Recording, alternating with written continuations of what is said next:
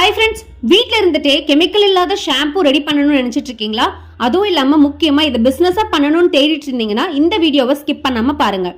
நாங்கள் shampoo make பண்ணுறது எப்படின்றத ஆன்லைனில் ஆஃப்லைனில் கிளாஸஸ் எடுத்துகிட்டு இருக்கோம். இதில் முக்கியமாக வெளியில் கிடைக்கிற ரெடிமேட் பேஸ் வச்சு நாங்கள் ஷாம்பு பண்ணுறது கிடையாது.